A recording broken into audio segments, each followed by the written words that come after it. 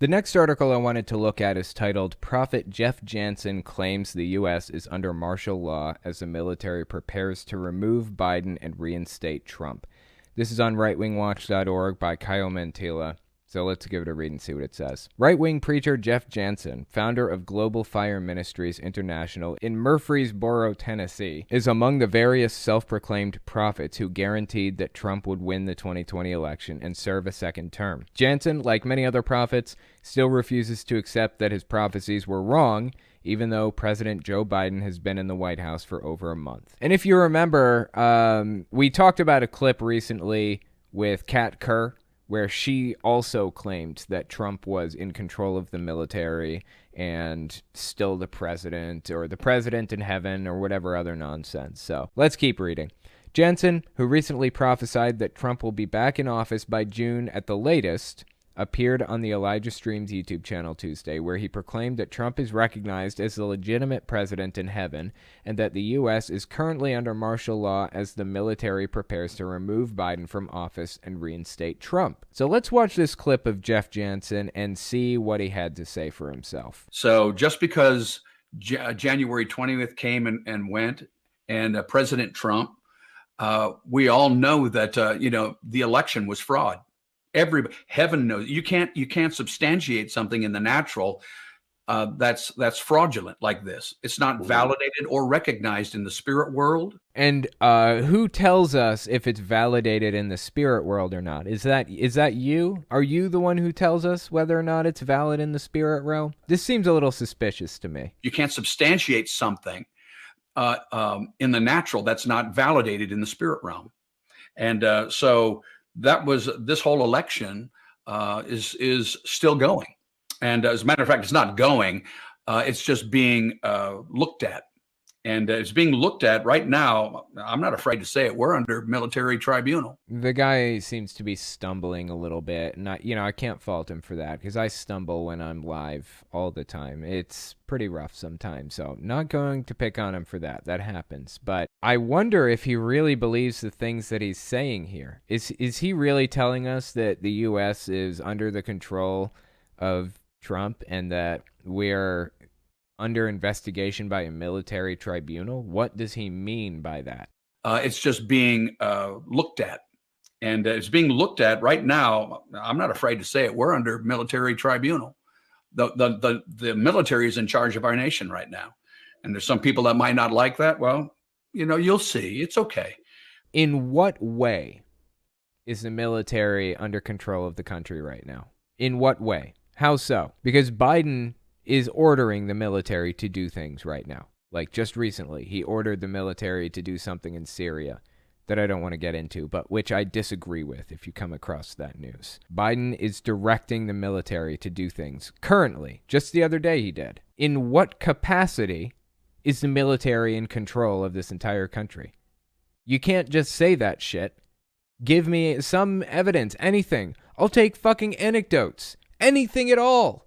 Give me anything, and I'll examine it. Right now, he's just blowing smoke out his ass. What a weird fucking saying, though, right? Blowing smoke out his ass. Is that even the right saying? It doesn't sound right. Anyway, let's continue.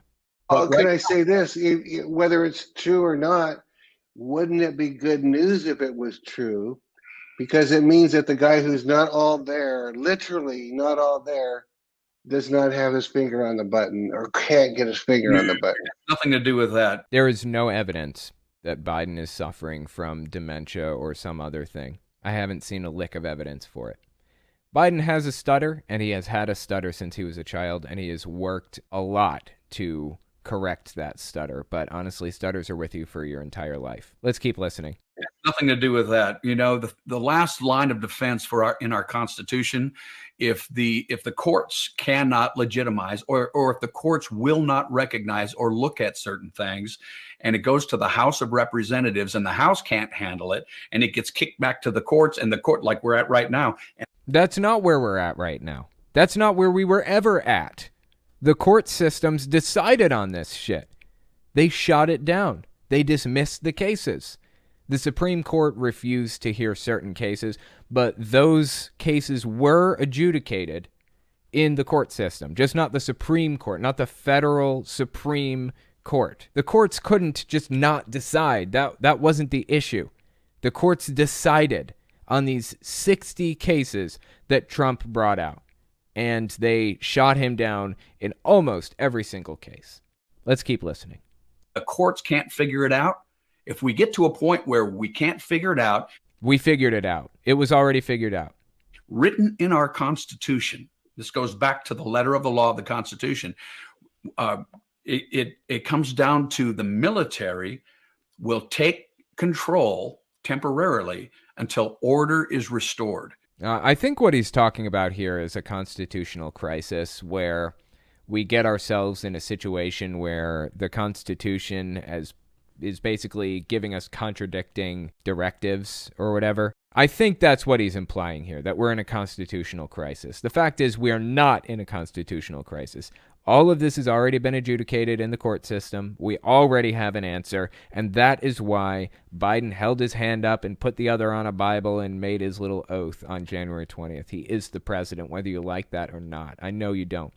But I'll tell you this, I've seen something similar to what this guy is talking about right now. It's happening in Myanmar right now. There is a military coup. The military came in and took all of the politicians out and installed their own politicians.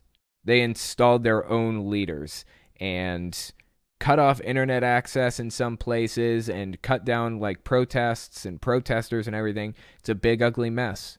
That's what these people are trying to do.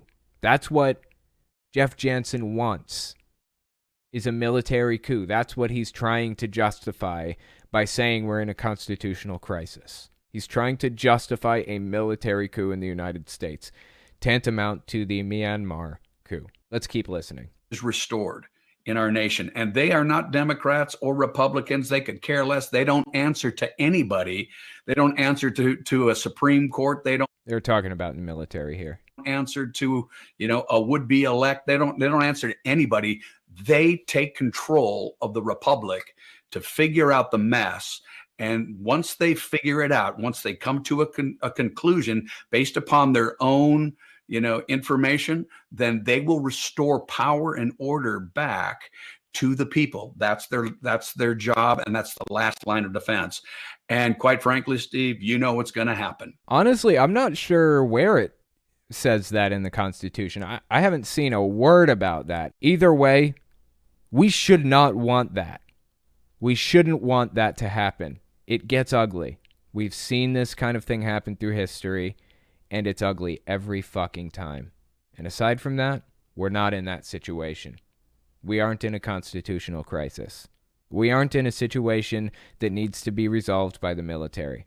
Everything has already been resolved. We have already worked through it through the legal system and the House and the Senate and everything else, and we know exactly who the president is, and we can track the votes down to the single vote. There was no significant fraud that could have possibly impacted the election. That's just a fact. I know you don't like it when your guy loses.